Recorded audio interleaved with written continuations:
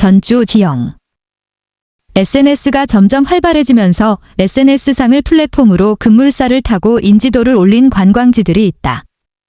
그중 하나가 한옥마을의 명성으로 페이스북, 인스타그램 세대에게 큰 사랑을 받은 전주다. SNS가 새로운 홍보 창구가 되어 국내의 아름다운 명소들을 불특정 다수에게 빠른 속도로 전파되는 일은 아주 고무적인 일이다. 그런데 급격하게 인기를 끌어 단기간 내에 지나치게 많은 사람들이 과도하게 몰리다 보면 관광지가 품은 도시의 깊은 내력이 그 인지도에 가려지는 경우가 덜어 있다. 전주가 전북 여행지의 중심지로 각인된 데에 SNS상의 홍보가 크게 이바지했지만 전주 역시 그 매력의 본질이 다소 명성에 가려져 관광객들에게 그 정성스러운 가치가 충분히 전달되지 못하는 느낌이 들 때가 있다. 어디든 그렇겠지만 특히 전주는 배경 지식이 수반될 때 더 매력적인 도시로 다가오는 다소 어려운 여행지 중 하나이기도 하다. 부족하나마 감히 이 글을 통해 조금이라도 전주 여행의 재미에 일조했으면 한다. 전주는 그 이름부터가 사랑스럽다. 전주의 원래 명칭은 전주가 아니었다. 우리나라의 많은 지명들은 본디 순우리말로 전해지다가 행정상의 이유로 한자식 이름으로 계칭되는 경우가 덜어 있다. 원래 지명의 순우리말을 알게 되면 그 사랑스러움과 푸근함에 그토록 정겨울 수가 없다. 전주의 순우리말은 본디 곤고을이었다. 순우리말 노는 숫자 100분을 뜻하는 말로 의역한다면 모두의 전부의로 해석된다. 온고을이란 굳이 풀이해보자면 우리 모두의 마을, 우리 전체의 마을이라는 참으로 훈훈한 마을 이름이 아닐 수 없다. 단 순우리말을 표현할 수 있는 글자가 없던 삼국시대의 신라나 백제는 순우리말 발음과 최대한 비슷한 한자 관을 사용하여 관주라고 표기하였다.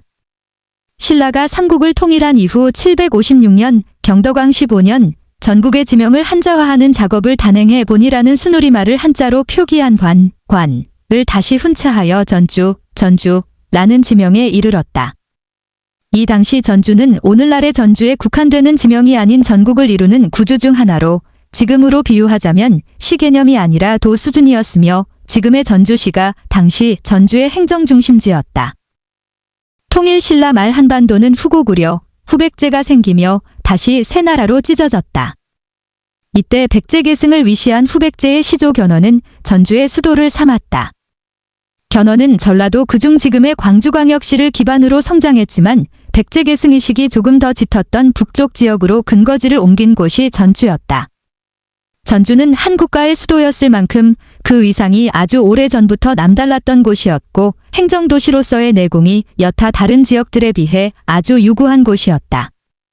후백제를 건국한 견훤이 기거했던 왕궁은 터조차 남아있질 않다. 왕궁지를 두고 설들만 무성한데 인복리 일대가 가장 유력하다고 한다. 그러나 왕궁의 흔적을 찾기란 전문가가 아니면 어렵다. 다만 전주 곳곳에서 쉽게 찾아볼 수 있는 견훤 관련 이름들로 그때를 반추할 수밖에 없다. 전주는 남쪽에 산들이 많고 위쪽으로는 평지가 대부분인데 남쪽 산들 중 남고산성과 동고산성은 견훤이 전주를 수도로 삼았을 당시 수도 방위를 위해 새롭게 축조하거나 증축한 성들이기도 하다. 또 전주를 돌아다니다 보면 많이 보게 되는 단어가 풍이다. 잘 알려져 있다시피 조선의 왕족은 전주 이씨이다. 고려 말 추후 조선을 건국하는 이성계가 아직 무인이었던 시절 왜구들을 대파한 황산대첩이라는 기념비적인 승리를 거둔 적이 있었다. 지리산 일대에서 왜구들을 토벌한 이성계는 돌아가는 과정에서 본인의 본관인 전주를 들르기로 하고 전주에서 집안 어른들께 인사드렸는데 이때 이성계의 승리를 기념하며 자신이 나라를 건국하겠다는 포부를 담긴 노래를 불렀다고 전해진다. 이 노래가 대풍가인데 실제 역사적으로 봤을 때 아직까지 이성계가 나라를 건국하겠노라 마음을 다진 시점이 아니라 아마 일화 자체는 후대에 만들어진 것으로 보인다. 애당초 나라를 건국하겠다는 발언은 영모죄에 해당하기 때문에 노래로 부른다는 게 말이 안 된다. 이 풍이라는 단어가 한 국가를 세운 시조의 고향 내지 본관을 높이 부르는 단어라고 한다. 즉 풍이란 이곳 전주가 조선을 개국한 조선 왕실의 본관에 해당하는 도시임을 자부하는 상징적인 단어다.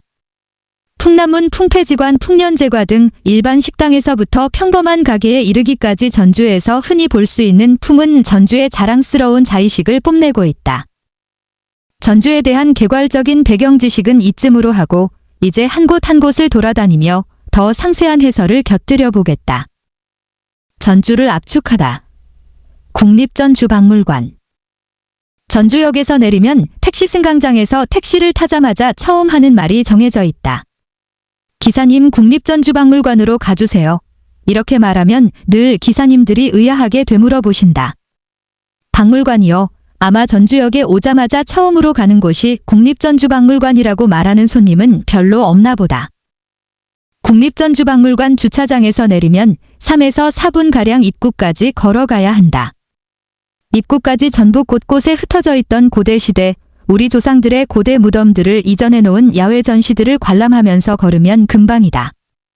그렇게 입구 앞에서 계단 위를 걸으면 잘생기고 반듯한 한글 서체로 쓰인 국립전주박물관 현판이 늠름하게 반겨준다. 국립전주박물관은 상설전시관과 특별전시관으로 나뉜다.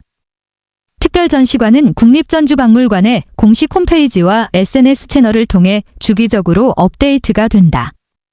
그러나 모든 박물관과 미술관의 얼굴은 상설전시관이다.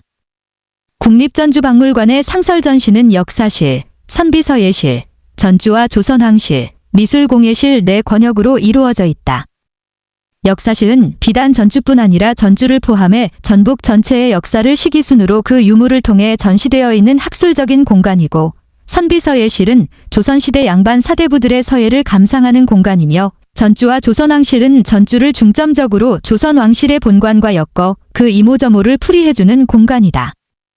그러나 이 중 나를 가장 설레게 하고 내가 가장 추천하는 곳은 미술공예실이다. 국립전주박물관 홈페이지의 설명을 인용하자면 미술공예실은 진리와 일상을 예술로 끌어올린 아름다운 조형물을 전시한 공간입니다. 불교 미술, 도자, 공예품을 보며 옛사람들의 솜씨와 정신, 전라북도의 아름다움을 느낄 수 있는 공간이다.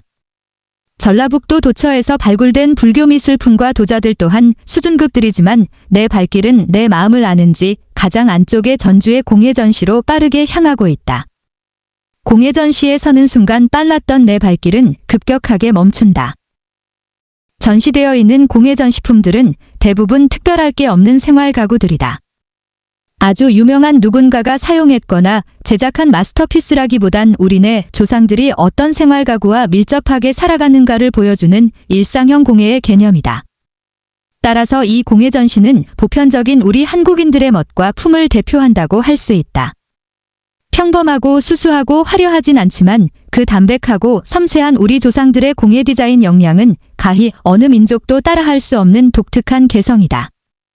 보는 이에 따라선 심심하다고 여길 수도 있겠지만 외국에선 쉽게 접할 수 없는 미학의 디자인이며 우리 조상들이 실력이 없어서가 아니라 이런 정갈한 디자인을 지고의 아름다움으로 여겼기 때문이다.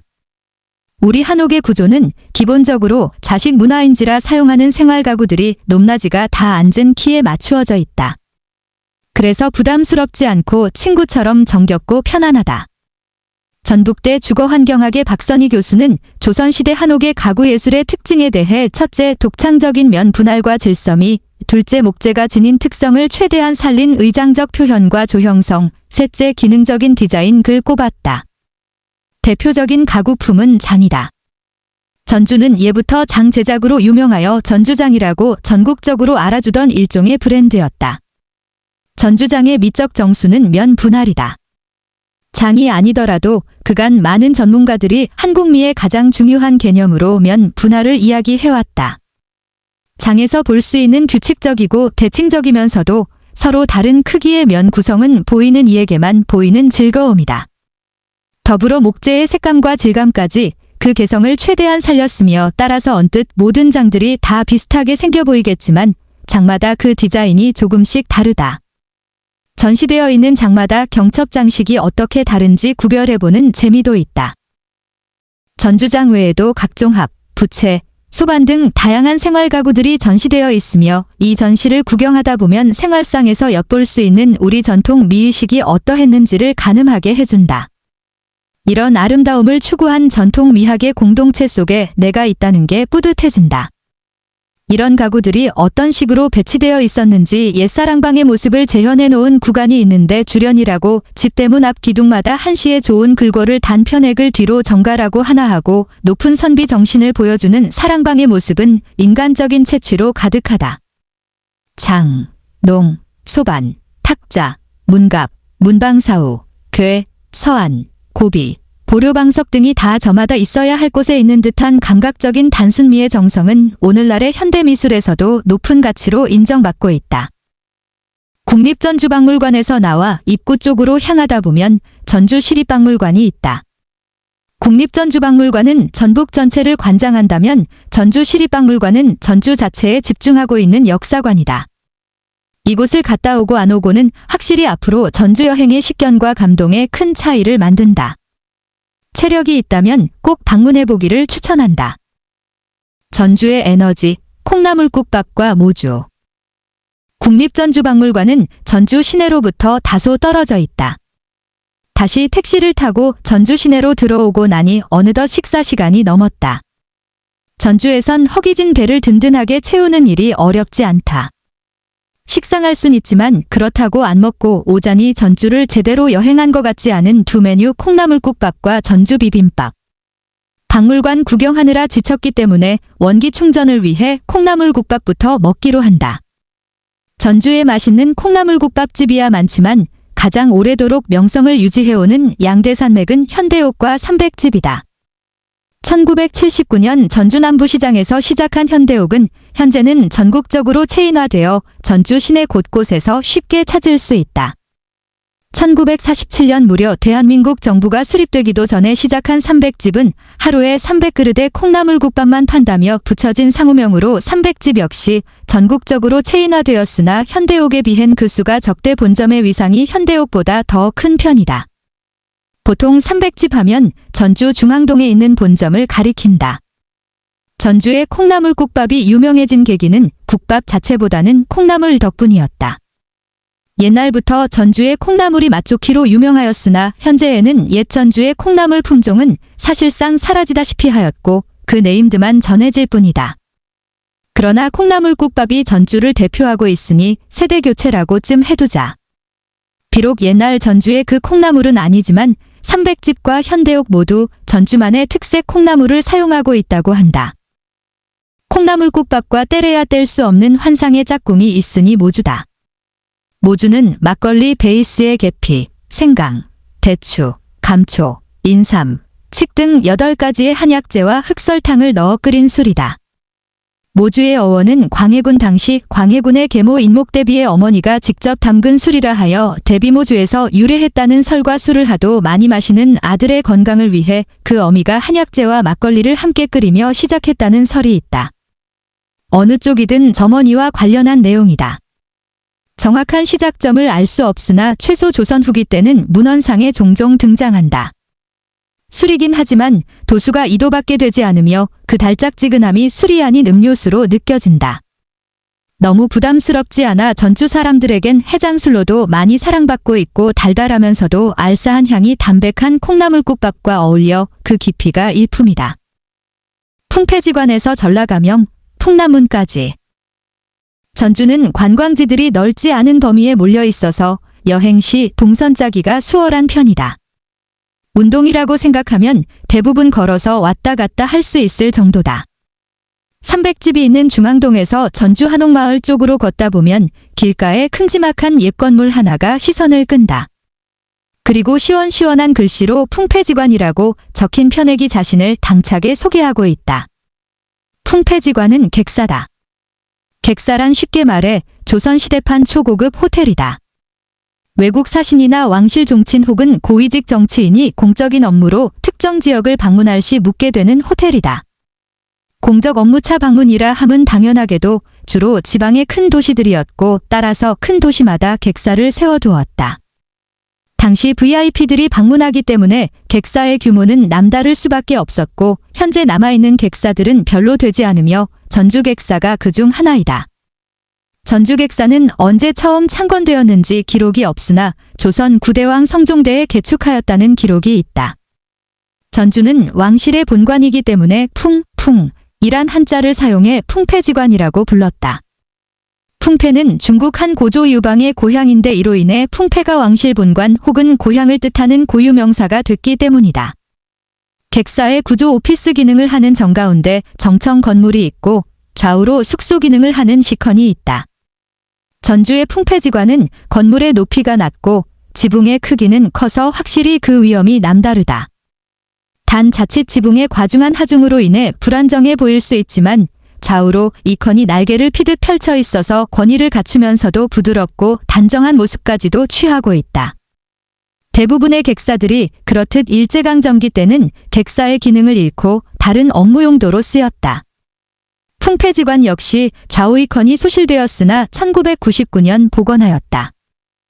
잘생긴 풍패지관을 뒤로 하고 가까이에 있는 풍년제과에서 수제 초코파이로 당도 충전하고 커피 하나 테이크아웃해 입가심을 하며 걸음의 심심함을 풀어본다. 풍패지관에서 안쪽으로 조금만 걸어가 보면 언뜻 비추는 전통기와의 지붕 라인이 또 한 번 시선을 끈다.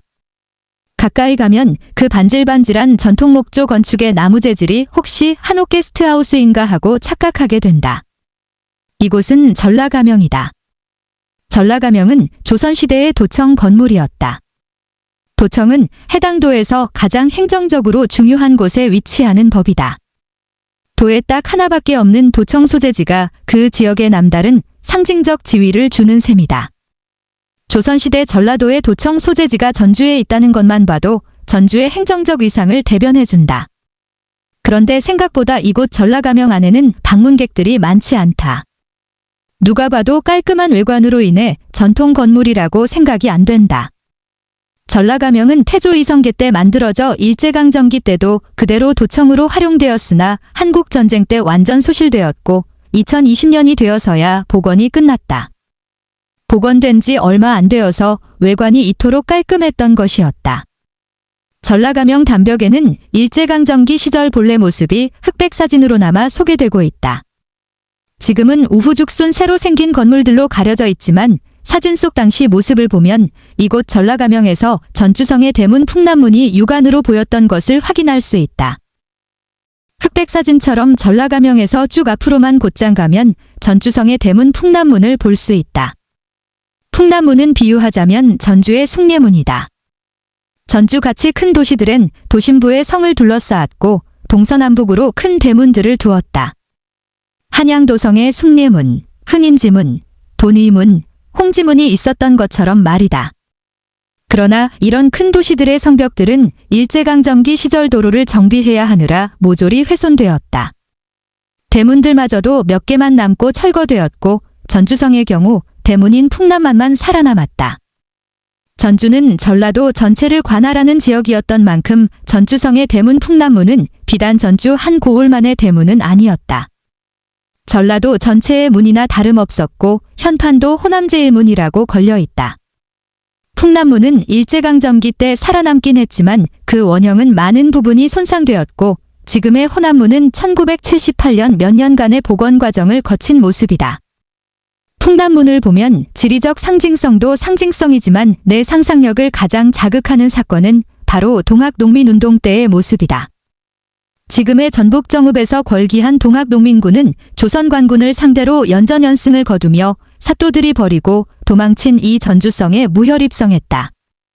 그때 통과한 문이 바로 이 풍남문이었다. 전라도의 가장 중요한 곳을 장악했을 당시 동학군의 사기는 하늘을 찔렀고 이 문을 통과했을 동학군의 모습과 함성을 그리고 그때 동학군들은 무슨 생각을 하고 있었을까 상상해본다. 민중의 힘으로 정말 이 세상이 바뀔 수 있다는 희망에 들떠 있었으면서도 반신반의했을 것이다. 말도 안 되는 꿈이 현실화될 가능성이 생기면 벅찬 감정의 상황을 받아들이기 힘들 듯 말이다. 그리고 실제 세상이 바뀌는 순간까지 다다를 수 있었다. 정부는 동학군을 진압하기보단 동학군과 적당히 합의를 맺어 그들을 달래고 해산시킬 계획이었다. 동학군 역시 전봉준 등의 수뇌부들은 이 사건을 빌미로 청나라와 일본이 조선으로 상륙하려고 하자 외세의 침투의 명분조차 줄 수 없어서 해산하는 쪽을 택했다. 그렇게 정부와 민중 사이에서 민중의 요구대로 민중의 바람이 승인되었다. 이 전주하약에서 신분제 폐지, 토지제도 개혁, 조혼 금지 등 각종 전근대적 악습들이 모조리 폐지되었다. 새로운 세상이 공식적으로 선언되었으며 이 시작지가 전주였다는 것은 전주 역사에 있어서 굉장히 자랑스러운 과거 중 하나이다. 전주하야간을 실행하기 위해 정부는 교정청을, 동학군은 호남 곳곳에 집강소를 설치하기로 한다. 전근대적 불합리한 관습을 뚫고 마침내 한국에서도 민중이 자신의 뜻을 사회에 관철시킬 수 있는 민중들의 자치기구가 들어선 것이다. 집강소 모형복원. 그러나 전주하약은 끝에 가서 실패했다. 경복궁을 무단으로 점령한 일본군이 교정청을 해체하고 집강소의 존재도 부정했다. 그렇게 전주하약에서 결정된 12가지 폐정개혁안들은 전면 백지화되었다. 신분제 폐지 등 근대적 해방은 일본에 의해 강제적으로 이행되었고, 그렇게 우리의 근대화는 반쪽짜리 근대화로 남게 된 것이다. 그럼에도 동학농민운동과 집강소라는 우리 민중들의 자주적 노력이 선행되었다는 역사가 위로가 되어주고 지금의 풍남문이 그 위로를 간직하고 있다. 남부시장과 피순대. 전라도는 음식 맛있기로 이미 정평이 나 있다. 오죽하면 전라도에서 맛집 찾는 방법은 내가 배고플 때 가장 가까이에 있는 식당이라는 말이 있을 정도다.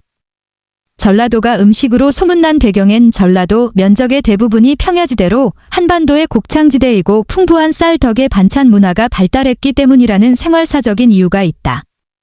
전라도의 맛있는 음식은 한식에 국한되어 있고 한 상차림이라고 상다리가 부러질 정도의 밑반찬들이 나오는 독특한 식문화가 생겼다.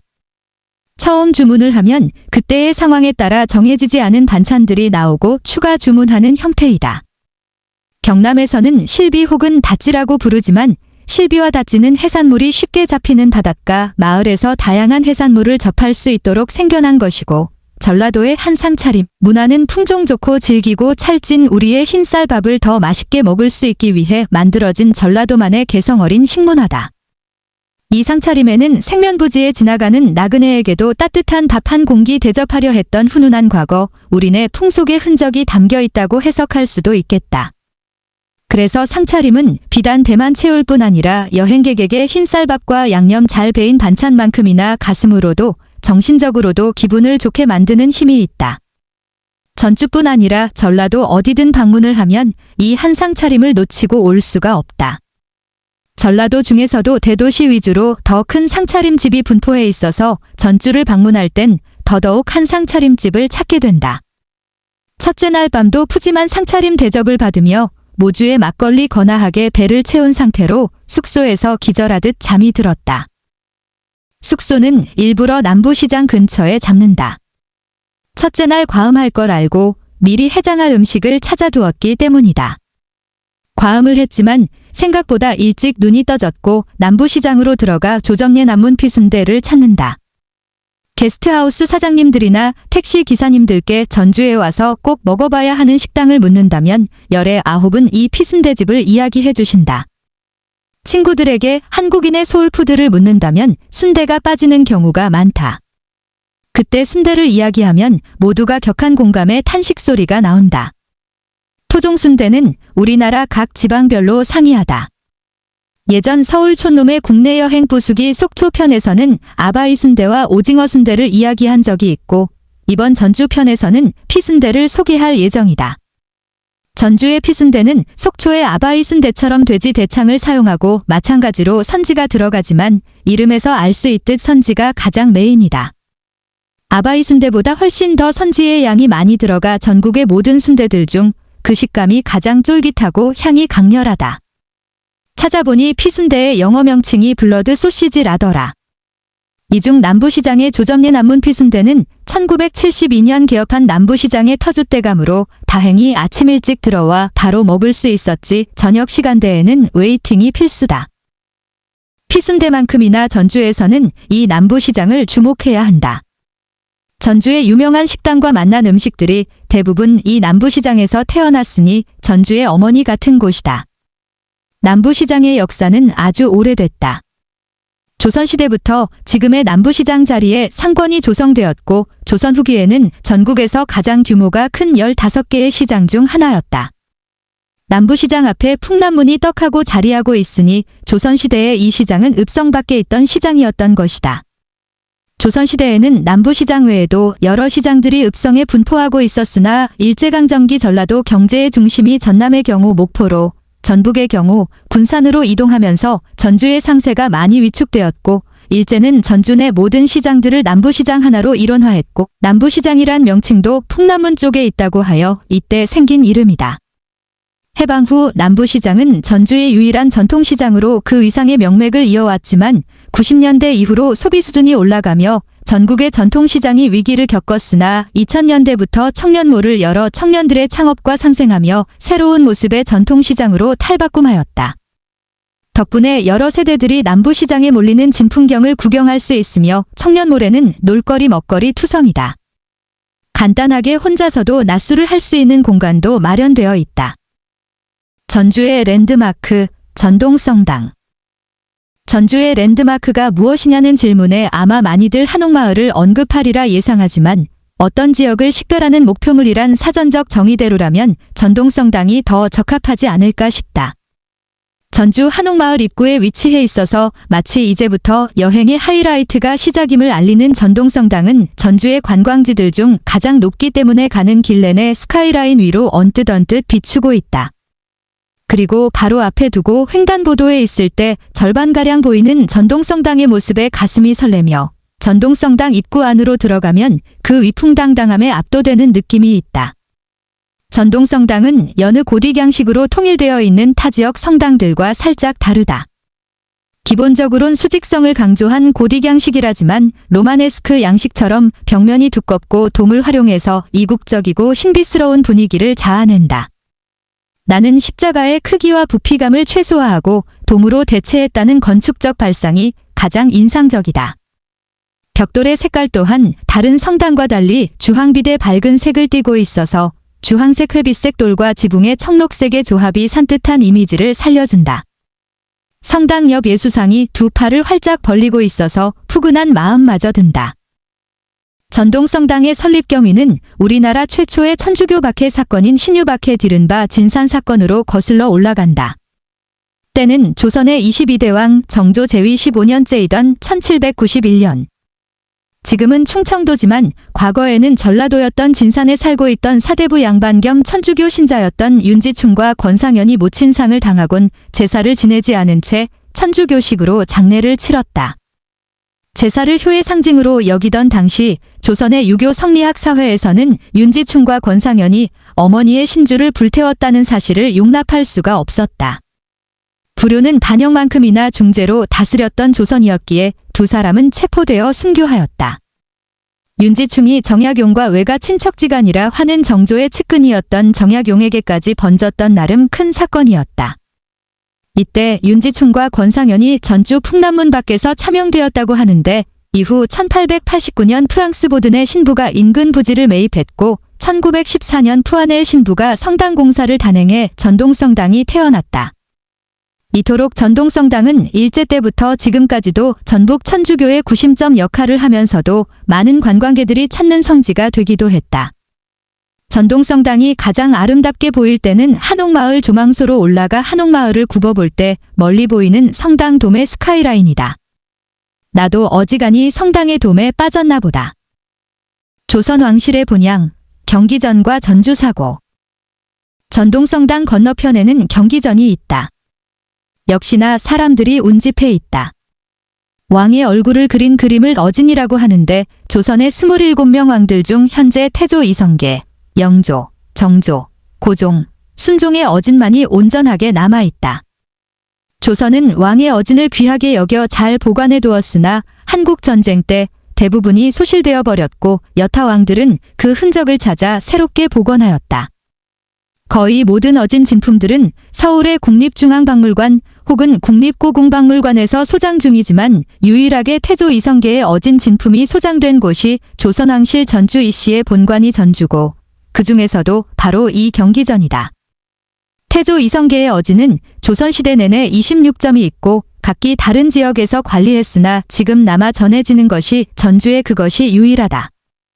국보 317호 태조 이성계의 어진은 경기전의 정전에 모셔져 있다. 사극에 익숙한 사람들은 태조 이성계의 어진을 보고 왜 왕의 옷 골룡포가 빨간색이 아니라 파란색인지를 두고 의아할 것이다. 사극에 등장하는 붉은 골룡포는 사대왕 세종대왕부터 입기 시작했으며 이전에는 모두 파란색 골룡포를 착용했다. 그러나 이걸 무지의 소산이라 생각해서 부끄러워할 일이 전혀 없다. 붉은 골룡포가 당연시되던 조선 후기에도 일부 왕들은 태조 이성계의 어진을 보고 어째서 파란색인지를 신하들에게 종종 물어봤다고 한다. 태조 이성계의 어진 속 모습은 말년의 모습으로 비록 수염과 머리가 희게 물들어가지만 여전히 그 기골이 늠름하다. 확실히 한 세상을 호령한 최고의 무장 출신답다. 상상도가 아니냐고 물을 수 있지만 아니다. 동양의 그림 전통은 초상화를 그릴 때 작은 부분까지 리얼하게 그리는 것이 미덕이었고 이 어진의 얼굴이 실제 태조 이성계의 얼굴을 그대로 본땄다고 생각하면 된다. 정전에 모셔져 있는 어진은 복제품이고 진품은 경기전 내 어진박물관에서 문화재 훼손을 방지하기 위해 보관 중이다. 3대왕 태종 이방원대 아버지 이성계의 어진을 각각 전주, 평양, 경주, 개성, 영흥에 모시고 그 사당을 세웠는데 대세종이 각각의 사당에 명칭을 붙여주었다. 이때 전주의 사당을 경기전이라고 하였다. 정전의 뒤를 돌아 어진박물관을 보고 나오면 사당처럼 보이는 전통 가옥들이 보인다. 조경묘라고 태조 이성계의 조상들, 전주 이씨의 시조를 모신 사당이다. 원래는 사당묘도 없었으나 조선 후기 21대왕 영조대에 전주 이씨의 시조를 모시는 사당의 필요성이 거론되어 영조는 경기전 내 조경묘를 마련하였다. 이 조경묘 앞으로는 넓은 공터가 나오고 키 큰 대나무들이 바람에 날려 흔들리는 모습이 운치 있어서 마침 돌아다니느라 피곤한 관광객들이 발도 쉬고 사진도 찍는 곳이다. 이곳이 공터인 이유는 본디 경기전에 부속 건물들이 있었는데 일제강점기 때 일제에 의해 정전과 조경묘만 두고 모두 헐렸기 때문이다. 공터 안쪽으로 들어오면 작지만 높이 떠있는 독특한 건물 한 채를 볼 수 있다. 규모는 작아 보이지만 그 역사적 상징성만큼은 어쩌면 이 전주에서 가장 중요한 곳이다. 바로 전주사고다. 사고란 실록을 보관해둔 곳으로 내가 이렇게 글을 쓸 수 있는 출처 조선왕조실록 글 아주 오래도록 지켜주고 품어주었던 창고다. 조선은 기록의 중요성을 유독 강조했다. 500년간 단 한 번의 쉼 없이 모든 왕들의 하루하루 일거수일투족을 기록한 조선왕조실록은 기록에 대한 집념, 왕은 열람할 수 없다는 공정성, 내용의 방대함, 원본 그대로 남아있다는 역사적 희소성을 인정받아 유네스코 세계기록유산에도 등재되었으며 지면수만으로 계산할 때 세계에서 가장 분량이 많은 역사서이다. 국왕들은 실록을 작성하는 사관들을 대단히 부담스러워했으며 한 번은 태종 이방원이 민망한 일이 있어 이 기사는 싣지 말라고 지시하자 사관은 광이 싣지 말라 하였다는 말까지 실을 정도로 그 집념만은 가히 경이로운 수준이다. 실록은 당시에도 소중한 자산이었기에 그 복사본까지 철저하게 관리했으며 원본은 수도 한양에 그리고 충주, 전주, 성주 3곳에 사고를 두어 총 4곳에서 실록을 보관하였다. 그러나 임진왜란 당시 전주 사고를 제외한 나머지 3곳이 불타버리는 바람에 실록 전체가 다 날아가 버렸다. 유일하게 남아 원본이 된 전주사고의 실록을 토대로 다시 복사본을 만들어 전주사고 원본은 다시 한양에 두고 강화도, 평안도 묘향산, 강원도 태백산과 오대산 총 5군데에 사고를 두어 보관하였다. 이 중 묘향산 사고본은 추후 무조의 적산산으로 옮겨갔다가 부관에 보관 중이고 한양 사고본과 오대산 사고본은 소실되었으며 강화도와 태백산 사고본은 현재 서울대학교 도서관에서 소장 중이다. 세계적 가치를 인정받고 있는 조선왕조실록의 위상을 보자니 기록의 가치와 대중적 파급력에 대해 새삼 고민하게 한다. 일전 다큐멘터리 감독님들과 프로듀서님들과의 술자리에서 다큐멘터리는 결국 기록할 소재의 참신함과 파급력이 중요한 것 같아요. 라는 말을 한 적이 있다. 이때 밤섬해적단 서울불바다 과기역의 전쟁글 제작한 조소나 PD님이 내게 이런 말을 건넸다. 다큐멘터리는 기록하는 작가의 윤리와 태도가 제일 중요해요. 500년간 모든 것을 기록하려고 했던 조선의 사관들도 비슷한 마음이지 않았을까 한다. 전주 한옥마을. 드디어 한옥마을이다. 어디를 돌아다니기 귀찮고 동선을 최소화하는 여행 스타일인 사람들은 하루 날 잡고 한옥마을에만 있어도 될 정도로 이곳은 즐길거리 풍년이다. 계획하는 걸 그다지 좋아하지 않는 나이고 여행 떠나기 전 조사도 제대로 하지 않지만 전주 한옥마을만큼은 맛집, 전통찻집 등 미리 찾아보고 오기를 강력하게 추천한다. 워낙에 식당과 카페, 찻집이 많다 보니 주어진 시간 내에 가급적 많은 곳을 맛보고 사진 찍고 추억을 남기려면 어디가 괜찮고 가보고 싶은 곳인지 알아두고 가야 후회가 없다. 나는 전주 한옥마을을 갈 때마다 반드시 바이크를 탄다. 바이크에 일행을 태우고 전주 한옥마을 이곳저곳을 누비며 중간에 내려 목도 축이고 시장도 하고 전주 한옥을의 탄생 배경부터 이모저모까지 나름 가이드 역할을 해준다. 전주 한옥마을은 일제강점기 때 조성되었다. 한옥마을 치고는 역사가 상당히 짧은 편이다. 전주 읍성 내 전주의 도심은 구한말부터 일제에 이르러 일본인 내지 친일 자산가들이 물밀듯 들어오며 원래 이곳에 살던 조선인 백성들은 마치 젠트리피케이션으로 쫓겨나듯 터전을 잃고 전주의 도심은 일시가옥들로 가득 차게 된다. 이곳이 오늘날 전주국제영화제가 열리는 전주영화의 거리의 중앙동 일대다. 실제 영화의 거리를 걷다 보면 신식을 제외하곤 상가 건물들이 높지 않은 2층짜리로 다닥다닥 붙어 있는 걸 확인할 수 있다. 이는 일제 때부터 형성된 일식 2층 가옥의 흔적들이 고스란히 전해지고 있기 때문이다. 이때 쫓겨난 조선인 백성들은 성문 밖 외진 곳에 새롭게 마을을 일구고 살아갈 수밖에 없었다. 그들이 자리 잡은 곳은 물을 쉽게 구할 수 있는 전주천 일대였고 이것이 전주 한옥마을의 시작이었다.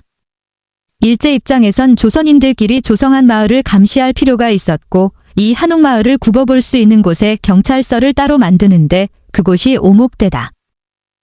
한옥마을을 들어서면 동서로 권역이 구분된다.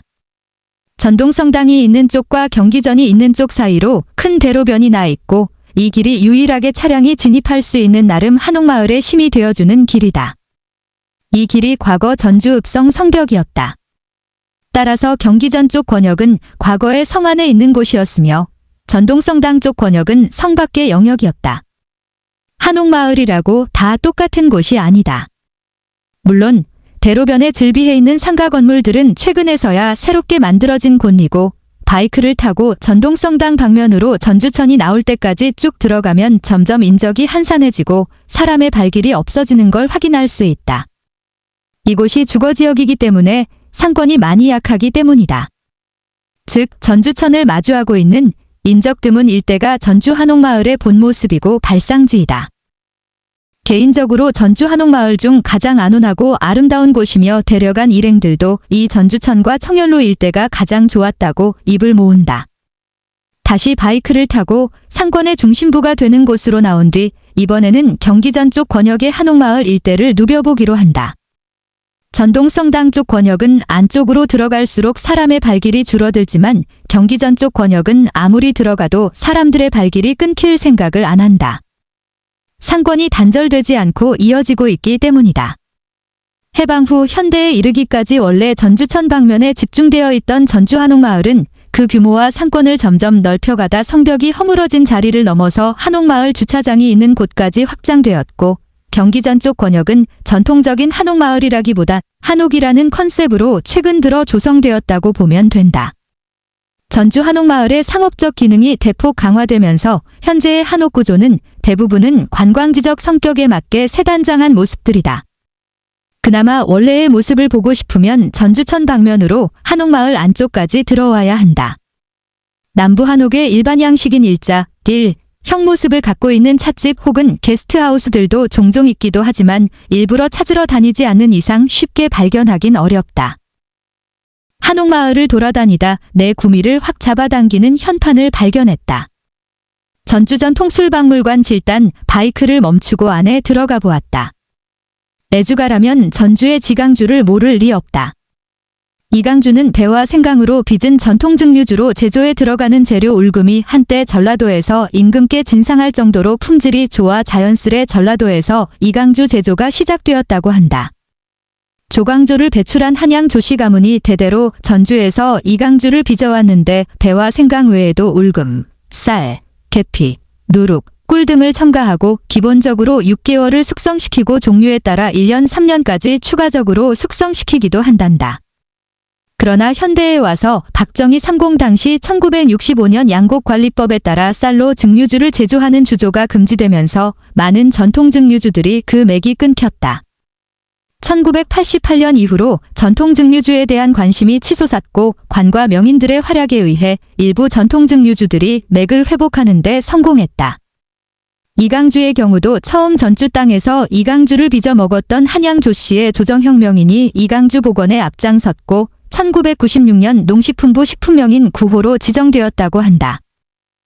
박물관 매장에서 이강주를 기념으로 사고 어느덧 해가 뉘엿뉘엿지고 있다. 오늘도 지친 몸을 이끌고 숙소에서 쉬려고 하는데 일행들이 다 함께 모여 있다고 가맥집으로 오란다. 전주에 오면서 가맥의 존재를 까맣게 잊고 있었다. 하마터면 가맥집을 놓칠 뻔했다. 서울에선 일부러 어렵게 찾아가야 하는 가맥집이 전주에는 널리고 널렸다. 가맥집은 가게맥주의 줄임말로 80년대부터 낮에는 슈퍼가게로 밤에는 술집으로 운영하는 형태의 가게를 말하는데 나중에서야 이 시초가 전주라는 걸 알았다. 슈퍼와 술가게를 병행하고 있기 때문에 과자들을 편하게 가져와 소소한 안주거리로 먹을 수도 있고 반건조 생선이나 오징어, 집에서 먹는 것 같은 계란말이와 퍽퍽한 통닭 등 저렴한 안주를 푸짐하게 먹을 수 있는 내 술 스타일과 아주 딱 맞는 가게라 분명 어제 과음했단 사실도 잊은 채 이틀 연속을 연거푸 마신다. 기념품으로 산 이강주를 꺼내는 게 아니었어. 음식을 디자인하는 전주 비빔밥. 다음날 아침 어제 과음한 일행들을 억지로 깨워다 부른다. 뜨끈한 국물로 해장하자는 골골대는 일행들을 억지로 데려다 향한 곳은 전주 비빔밥 집이다. 전주에는 어디 한 곳 콕 집기 힘든 만큼 전주 비빔밥 맛집이 상당히 많다. 조금만 찾아봐도 맛집들을 알 수 있지만 개인적으로는 성미당 집을 가장 좋아한다. 성미당은 휴일이 있어서 때를 맞추지 않으면 안 된다. 그래서 무리해서라도 일행들을 데려온 것이다. 회의적이었던 처음 반응과는 달리 각자의 비빔밥들이 나오자 밑반찬에 수저가는 속도가 점점 빨라지고 연일 이곳에 오길 잘했다 칭찬 남발이다. 모든 반찬들이 다 꼭 여기 있어야 할 것만 같지만 그 중에서 숟가락이 가장 많이 닿는 반찬은 황포묵이다.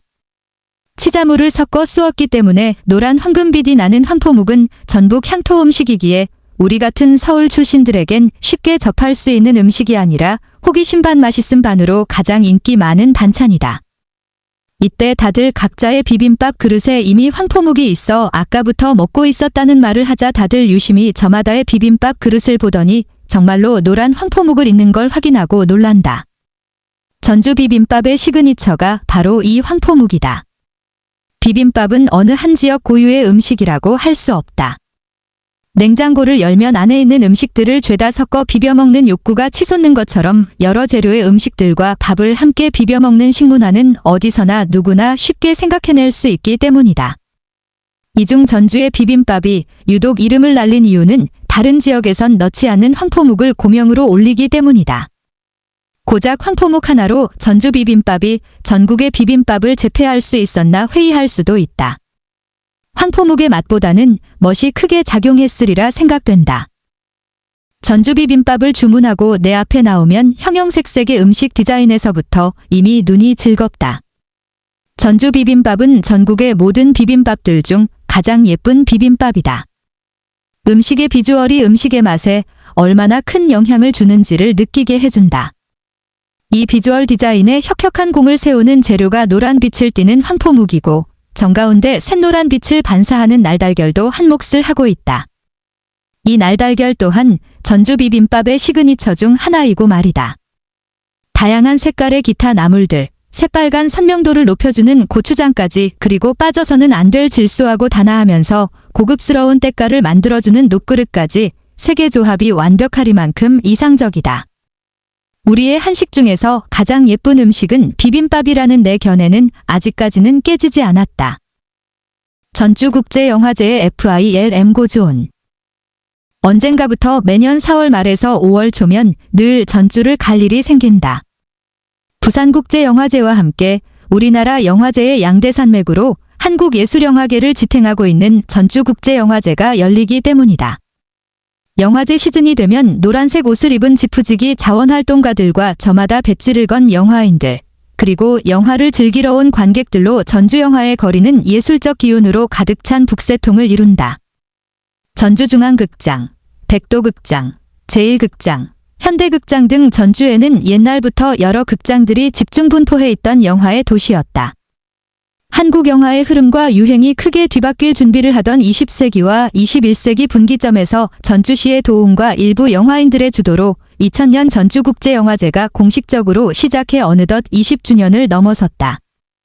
영화 자체의 예술적 미학을 탐구하는 노력이 여실히 빛나는 프로그램 라인업들과 다양한 스펙트럼의 영화들을 소개해주는 섹션들, 이른바 전주 시네마 펀드라고 불리는 독립영화 제작 지원 및 수입, 배급까지 아우르며 대체될 수 없는 한국의 아주 중요한 영화제가 되어 매년 5월이면 전국의 많은 영화 팬들에게 좋은 추억을 선사해주는 역할을 하고 있다. 영화제라는 행사가 개최하는 데 있어 여러 애로사항들이 많지만 한국 영화가 세계적으로 인정받고 있는 추세에 힘입어 영화계를 한층 더 탄탄하게 만들어주는 영화제의 노력은 계속 이어질 것이다. 전주에 대해 오래도록 행정적으로 큰 규모의 도시였다는 가치만을 부각한 듯 하지만 전주의 매력은 넓은 스펙트럼의 문화예술을 품은 문기 가득한 고장에 있음을 잊어선 안 된다. 수백 년의 내공이 축적된 전통공예 예술부터 한옥마을, 경기전, 전동성당의 건축적 예술 그리고 영화예술을 소개해주는 5월의 영화제까지 심지어 전주의 그 수많은 개성어린 음식들조차 내게는 하나의 예술로 다가온다. 그래서 전주를 떠나 서울로 오는 기차에선 그 어떤 지역을 돌아다녔을 때보다 예술적 감수성으로 충만해진다. 그만큼 전주 여행이 쉽지만은 않은 곳이다. 물론 아무것도 모르는 채 전주를 돌아다녀도 전통이라는 아름다움에 충분히 취해갈 순 있지만 글 처음에도 말했듯이 깊은 내력을 간직하고 있는 전주는 알면 알수록 그 매력에 더 심취할 수가 있다. 전주라는 도시가 기품 넘치는 예술의 도시가 될 수 있는 가장 중요한 두 가지 키워드는 진심과 자신감이다. 예술을 대하는 창작자들의 진심이 정성스러운 창작의 결과를 내고 그 예술품을 역시 진심 어린 마음을 갖는 관람자와 진득한 소통을 가능하게 해준다. 이러한 진심은 전주예술이 구축해두었던 오랜 시간에 대한 자신감에서 배태된다. 유형의 물체가 그저 오래 이어져 내려오기만 했다고 최고 가치의 기준이 될 순 없지만 그 안에 담겨진 자기만의 일을 묵묵히 해온 나날의 노력과 직업정신의 곡진한 태도가 오래 이어져 내려왔기에 전주는 그토록 아름다울 수 있는 것이다. 전주는 인구가 매우 많고 집들이 즐비하게 늘어선 것이 옛나라다운 풍치가 있다. 때문에 그 고을 백성들은 질박하지 않고 아전들도 모두 의관을 차려입은 선비들 같이 행동거지를 자세히 살펴보면 볼만한 것이 있다. 이규보, 남행어릴기. 여행의 재미를 더 깊이. 여행지와 어울리는 책 추천.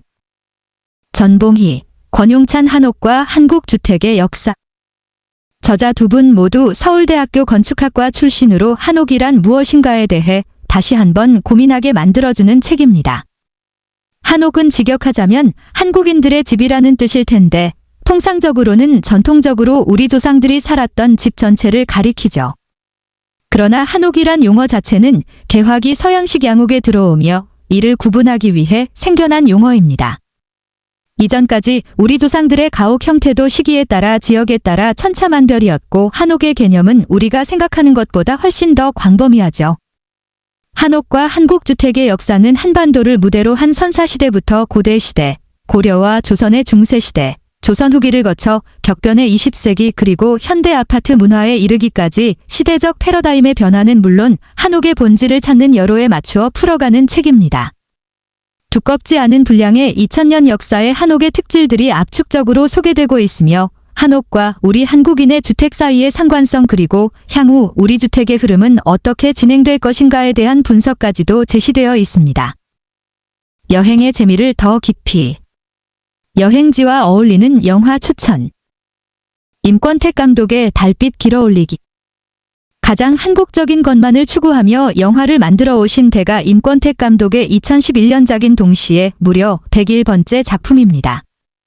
워낙 거장 감독님의 명작 필모그래피도 화려하신 분이라 달빛 길어올리기에서 실망한 팬들도 많지만 전주와 가장 어울리는 영화임은 부정할 수 없는 듯합니다.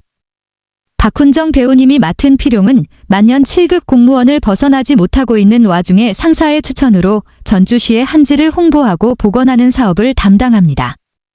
한지에 대한 연구가 한창인 와중에 한지에 대한 다큐멘터리를 찍고 있던 지원과 만나 한지 사업에 동참합니다. 위에서 말씀 못한 전주의 또 하나의 자랑거리가 바로 한지입니다. 조선시대 때 한지를 진상할 정도로 전주의 한지 전통 문화도 내력이 깊습니다. 등장인물들의 드라마 속에서 함께 풀어내는 한지의 우수함과 아름다움, 그리고 임권택 감독 특유의 서정적인 미장센 덕에 눈호강까지 만족할 수 있죠. 영화를 보시면서 영화 제목 달빛이 무엇의 은유인지, 왜 하늘에 떠있는 달빛을 길어오른다고 표현했는지를 생각해 보세요. 얼마 전 별세한 강수연 배우님의 명연기를 볼 수 있는 작품이기도 합니다.